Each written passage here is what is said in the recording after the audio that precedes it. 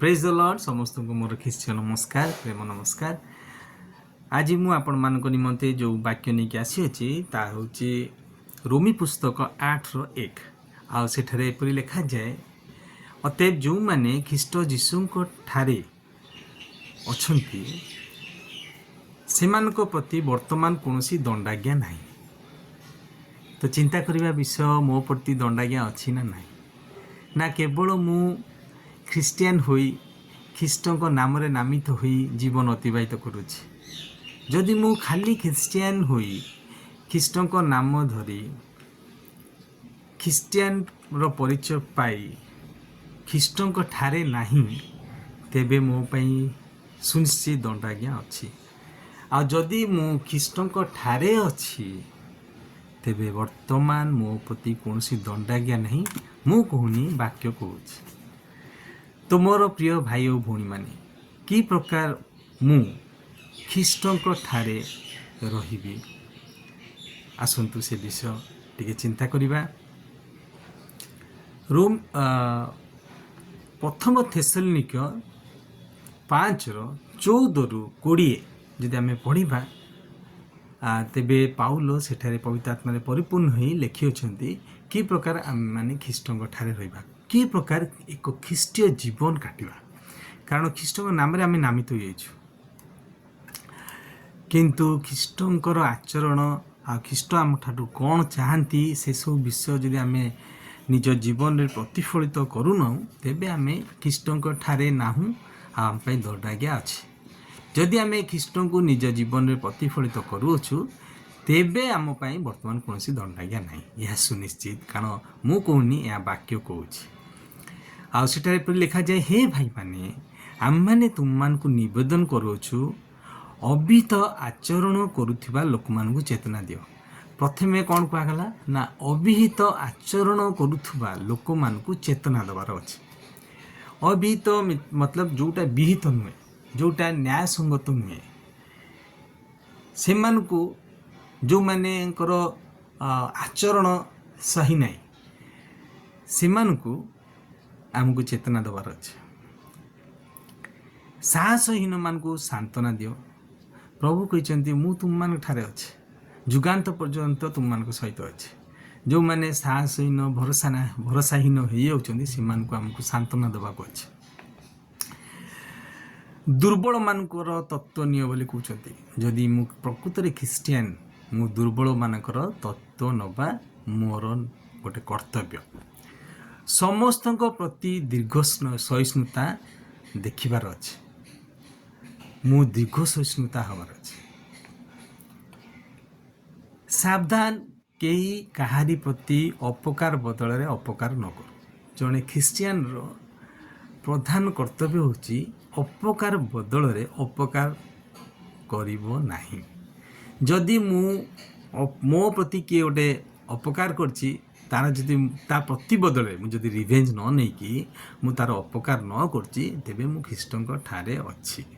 जदि रिवेंज नहीं जाउछि ता माने जान जे मु ख्रीष्टों ठारे नाही।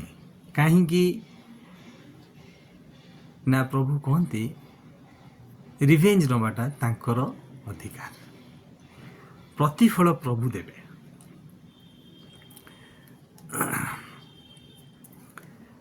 तापर लिखा जाए, बरंच तुम माने सर्वदा परस्पर और समस्तंकर मंगल करने को सचेष्ट हो। आम सब बेले आज ख्रीस्टियान सब बेले चेष्टा करी अन्यर मंगल करने। प्रथम थेसलोनिक 5:15 लिखा हुआ। तापर लिखा गला सर्वदा आनंद कर। ख्रीस्टियान मानकर यही जिनसटा हजि जाइए, से माने आनंद करि पारनांती। ख्रीस्टियान माने आनंद कौन जानी पारनांती। जदि आपण माने आनंद करिवे आपणकर बेनिफिट हम। गीत 37:4 लिखा जाए, सदा प्रभु ठारे आनंद कर तहिरे तुम मनोवांछा पूर्ण हो। किए चाहे नहीं जे तार मनोवांछा पूर्ण हो बोली। आपण माने गीत 37:4 देखु कौन लिखाई, सदा प्रभु ठारे आनंद कर तहिरे तुम मनोवांछा पूर्ण हो। ଆମମାନଙ୍କର ଭିତରେ କିଛି ଇଚ୍ଛା ଅଛି, ମନୋବାଞ୍ଛା ଅଛି। ସେଇ ଇଚ୍ଛା ପୂର୍ଣ୍ଣ ବା ମନୋବାଞ୍ଛା ପୂର୍ଣ୍ଣ କେତେବେଳେ ହେବ? ଯେତେବେଳେ ଆମେ ପ୍ରଭୁଙ୍କଠାରେ ଆନନ୍ଦ କରିବା। ଆନନ୍ଦ ହଜିଯାଇଛି, ଟିକିଏ ଦୁଃଖ ପଡ଼ିଲେ ଆନନ୍ଦ ଗାଏ। କିନ୍ତୁ ପ୍ରଭୁ କହନ୍ତି ସଦା ସର୍ବଦା ଆନନ୍ଦ କର। ପୁନଶ୍ଚ କହୁଛି ଆନନ୍ଦ କର। ମୁଁ ପ୍ରଭୁଙ୍କ ଠାରେ ଯଦି ଅଛି, ପ୍ରଭୁଙ୍କ ଠାରେ ଆନନ୍ଦ କରିବି।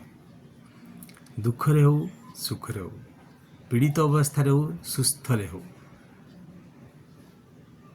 ରୋଗରେ ହେଉ ବା ସୁସ୍ଥତାରେ ହେଉ, ସବୁ ଅବସ୍ଥାରେ ମୋତେ ଆନନ୍ଦ କରିବାର ଅଛି ଆଉ ପ୍ରଭୁଙ୍କୁ ଗୌରବ ଦେବାର ଅଛି। ତାପରେ 17 ପଦରେ ଲେଖା ହେଲା, ନିରନ୍ତର ପ୍ରାର୍ଥନା କର। ଗୋଟେ ଖ୍ରୀଷ୍ଟିଆନର ପ୍ରଧାନ କର୍ତ୍ତବ୍ୟ ଆଉ କର୍ମ ହେଉଛି ସେ ସବୁବେଳେ ପ୍ରାର୍ଥନା କରିବ। ଲେଖାଯାଏ ଲୁକ 18:1, କ୍ଳାନ୍ତ ନ ହୋଇ ସଦାସର୍ବଦା ପ୍ରାର୍ଥନା କର। ଏହା ଆମମାନଙ୍କର ଯେ କର୍ତ୍ତବ୍ୟ। କ୍ଳାନ୍ତ ନ ହୋଇ ସଦାସର୍ବଦା ପ୍ରାର୍ଥନା କରିବା ଯେ କର୍ତ୍ତବ୍ୟ ଆମମାନଙ୍କର। ତ ମୁଁ ଯଦି ଖ୍ରୀଷ୍ଟିଆନ, ତେବେ ମୋର ପ୍ରାର୍ଥନାଶୀଳ ଜୀବନ କାଟିବାର ଅଛି। 18 ପଦରେ ଲେଖାଗଲା, ସବୁ ଅବସ୍ଥାରେ ଧନ୍ୟବାଦ ଦିଅ। ଯେଉଁ ଅବସ୍ଥା ହଉ ମୋର, ମୁଁ ପୀଡ଼ିତ ଅଛି, ପ୍ରଭୁଙ୍କୁ ଧନ୍ୟବାଦ। ମୁଁ ସୁସ୍ଥ ଅଛି, ପ୍ରଭୁଙ୍କୁ ଧନ୍ୟବାଦ। ମୁଁ ରାତିରେ ଶୋଇବା ପୂର୍ବରୁ ଧନ୍ୟବାଦ। ମୁଁ ସକାଳୁ ଉଠିଲା କ୍ଷଣି ପ୍ରଭୁଙ୍କୁ ଧନ୍ୟବାଦ ଦେବି। ମୁଁ କୁଆଡ଼େ ଯାଉଛି, ପ୍ରଭୁଙ୍କୁ ଧନ୍ୟବାଦ ଦେବି। ମୁଁ ଯେକୌଣସି କାର୍ଯ୍ୟ କରୁଛି, ସଫଳତା ଆସିପାରେ, ବିଫଳତା ଆସିପାରେ, ପ୍ରଭୁଙ୍କୁ ଧନ୍ୟବାଦ ଦେବି। ପ୍ରଭୁଙ୍କର ଗୌରବ ସବୁବେଳେ। ଯଦି ମୁଁ ସେହି ପ୍ରକାର କରୁଛି, ତେବେ ମୁଁ ଖ୍ରୀଷ୍ଟଙ୍କ ଠାରେ ଅଛି। ମୁଁ ଯଦି ଆନନ୍ଦ କରୁଛି, ମୁଁ ଖ୍ରୀଷ୍ଟଙ୍କ ଠାରେ ଅଛି। ମୁଁ ଯଦି ପ୍ରାର୍ଥନାଶୀଳ ଜୀବନ କାଟୁଛି, ଏକ ସହଭାଗିତାରେ ଜୀବନ କାଟୁଛି, ତେବେ ମୁଁ ଖ୍ରୀଷ୍ଟଙ୍କ ଠାରେ ଅଛି। କାରଣ ସବୁ ଅବସ୍ଥାରେ ଧନ୍ୟବାଦ ଦିଅ। 18 ପଦ ଲେଖା ହେଲା, ସବୁ ଅବସ୍ଥାରେ ଧନ୍ୟବାଦ ଦିଅ, କାରଣ ତୁମମାନଙ୍କ ବିଷୟରେ ଖ୍ରୀଷ୍ଟ ଯୀଶୁଙ୍କଠାରେ ଏହା ଈଶ୍ୱରଙ୍କର ଅଭିମତ। ପ୍ରଭୁ ଆମମାନଙ୍କଠାରୁ ଏହା ଚାହାନ୍ତି। ପ୍ରଭୁ ଆମମାନଙ୍କଠାରୁ ଚାହାନ୍ତି ଯେ ଆମେ ସବୁ ଅବସ୍ଥାରେ ପ୍ରଭୁଙ୍କୁ ଗୌରବ ଦେବା, ଧନ୍ୟବାଦ ଦେବା। ଆତ୍ମାକୁ ନିର୍ବାଣ ନ କର। ଆତ୍ମାକୁ ନିର୍ବାଣ ନ କର ମାନେ, ଗୋଟେ ନିର୍ବାଣ ନ କର ମାନେ ହିନ୍ଦୀରେ ଲେଖାଯାଏ ଆତ୍ମାକୁ ନା ବୁଝାଅ। ମାନେ ପବିତ୍ର ଆତ୍ମା ଆମମାନଙ୍କ ହୃଦୟରେ କାର୍ଯ୍ୟ କରୁଛନ୍ତି, ମାନେ ସେଇ କାର୍ଯ୍ୟଟାକୁ ବୁଝେଇ ଦେଉଛି ବା ନିର୍ବାଣ କରିଦେଉଛି। ପବିତ୍ର ଆତ୍ମାଙ୍କୁ ନିର୍ବାଣ କରିଦେଉଛି। ଏଇଟା କିପରି? ଧର ପବିତ୍ର ଆତ୍ମା ଆମମାନଙ୍କଠାରୁ କିଛି ଉତ୍ତମ ବିଷୟ କାର୍ଯ୍ୟ କରିବାକୁ ଚାହୁଁଛନ୍ତି। ଧର ଗୋଟେ କିଏ ପୀଡ଼ିତ ଅଛି, ତାକୁ ପବିତ୍ର ଆତ୍ମା ମୋ ହୃଦୟରେ କାର୍ଯ୍ୟ କଲେ ଯେ ତାର ଟିକେ ହେଲ୍ପ କରିବେ, ସାହାଯ୍ୟ କରିବେ। ଆର୍ଥିକ ହେଉ, ଶାରୀରିକ ହେଉ, ମାନସିକ ହେଉ, ସବୁ ପ୍ରକାର ସାହାଯ୍ୟ କରିବା ପାଇଁ ପବିତ୍ର ଆତ୍ମା ଆମ ହୃଦୟରେ କାର୍ଯ୍ୟ କରୁଛନ୍ତି। ଆଉ ମୁଁ ଯଦି ତାକୁ ସାହାଯ୍ୟ ନ କରେ, ହଁ ଆଉ କିଏ ଅଛନ୍ତି ସାହାଯ୍ୟ କରିଦେବେ, ଯଦି ସେଇ ପ୍ରକାର କରୁଛି, ତାମାନେ ଜାଣ ଯେ ଆମେ ଆତ୍ମାକୁ ନିର୍ବାଣ କଲୁ। ଏଠି ଲେଖା ହେଇଛି ଆତ୍ମାକୁ ନିର୍ବାଣ ନ କର। ପବିତ୍ର ଆତ୍ମା ଆମ ହୃଦୟରେ ଯାହା କହୁଛନ୍ତି ସେଇଟା କରିବା ପାଇଁ ଆମେ ସତର୍କ ହେବା।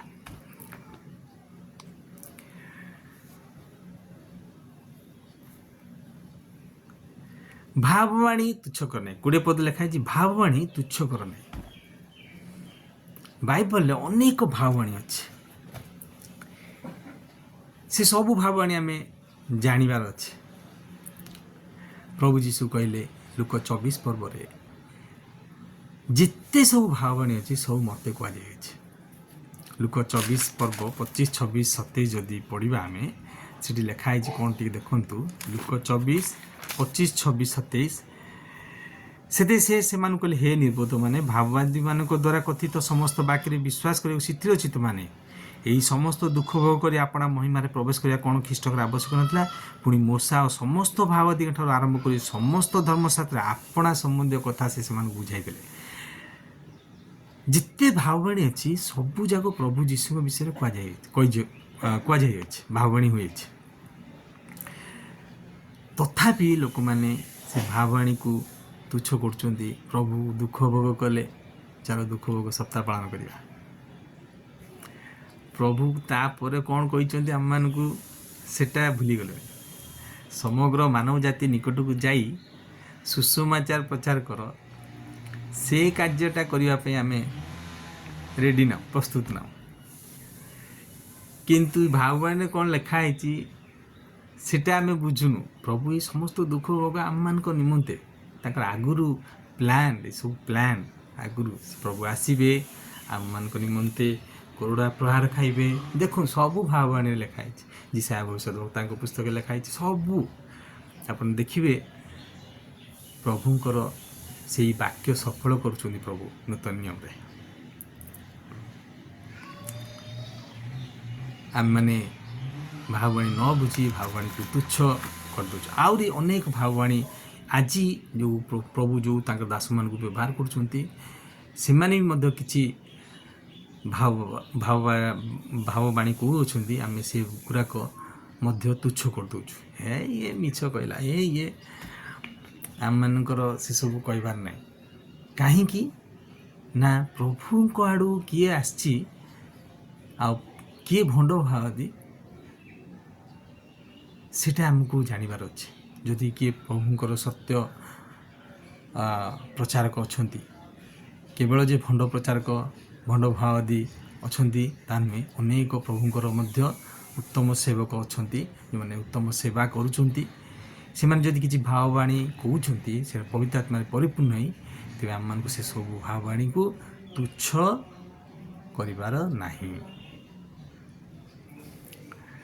ତାପରେ ଲେଖାଯାଏ 21 ପଦରେ, ବରଂ ସମସ୍ତ ବିଷୟ ପରୀକ୍ଷା କର, ଯାହା ଉତ୍ତମ ତା ଧୈର୍ଯ୍ୟ କର। ସବୁ ବିଷୟ ଆମକୁ ପରୀକ୍ଷା କରାଯାଇଛି। କିଏ କ'ଣ କହିଦେଲା ସେଇଟା ଆମର ଫାଇନାଲ୍ ହେବାର ନାହିଁ।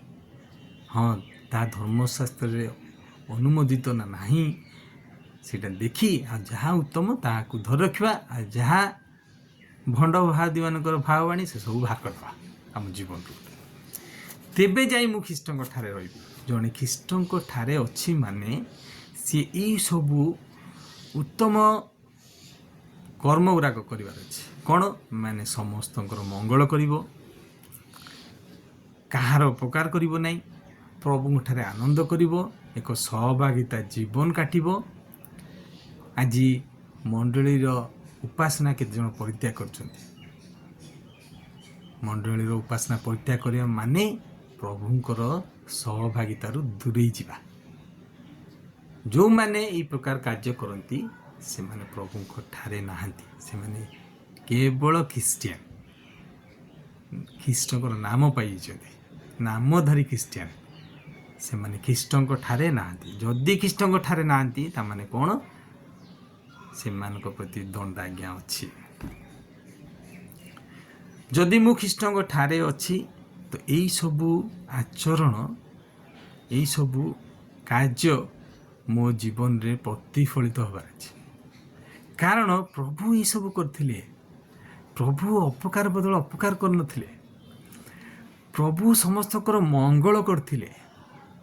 କରୁଡ଼ା ପ୍ରହାର 3ଟା ତାଙ୍କର ଭୁଷି ଦେଇଥିଲେ, କୁଶରେ ଟଙ୍ଗେଇ ଦେଇଥିଲେ। କେତେ ମାଡ଼ ଖାଇଥିବେ, ତଥାପି ପ୍ରଭୁ କ'ଣ କହିଲେ? ହେ ପ୍ରଭୁ, ଏମାନଙ୍କୁ କ୍ଷମା କର, ଏମାନେ ଜାଣିନାହାନ୍ତି ଏମାନେ କ'ଣ କରୁଛନ୍ତି। ତ ଏସବୁ କରିବା ମାନେ ଆମେ ପ୍ରଭୁ ଯୀଶୁଙ୍କୁ ନିଜ ଜୀବନରେ ପ୍ରତିଫଳିତ କରୁଛୁ, ଖ୍ରୀଷ୍ଟଙ୍କୁ ନିଜ ଜୀବନରେ ପ୍ରତିଫଳିତ କରୁଛୁ।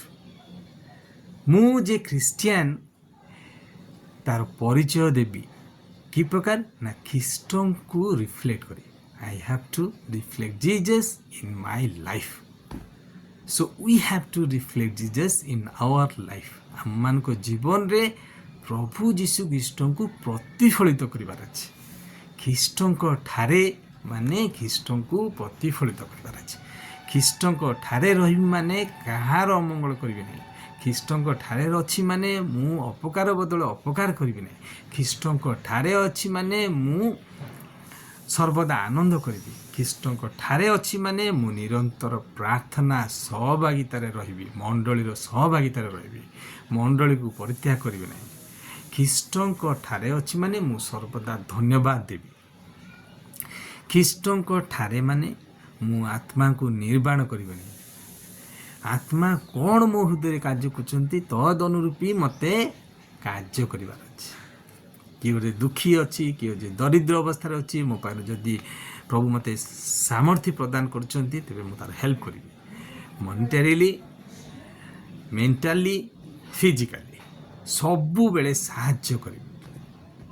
कारण आपण माने देखिचंती से दक्षिण पार्श्व लोक मानकु कौन कहिबे, मेष मानकु आस स्वर्ग राज्य प्रवेश कर, कहीं तुम माने मोर सेवा कल। आ छाग मान कहे तुम माने मोर सेवा करन, तुम माने तुम मानक पई प्रभु जो स्थान प्रस्तुत कर से प्रवेश कर। तो यही सब विषय आमको बुझीबार अच्छे, प्रभु आम ठारू कौन चाहती। God wants to be understood not simply admired. प्रभु केवल चाहती जे आमे तांकर सेवा करू, एपरि नुहे।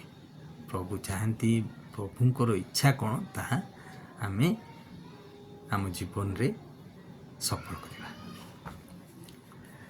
से विषयटा आमे बुझीबार अच्छे। जदि मु बुझीगली तामने मु प्रभु ठारे अच्छे। जदि ये सब कार्य मु करूची, जदि मु ये सब कार्य करूची, मु प्रभु ठारे अच्छे। कारण 18 पद लेखाला थेसलोनिके 5:18 लेखाला, कारण तुम मानक विषय ख्रीष्ट जीशुठारे यह ईश्वरंकर अभिमत, ख्रीष्टठारे ये सब उत्तम कर्म आमे करिबु बोली यह ईश्वरंकर इच्छा।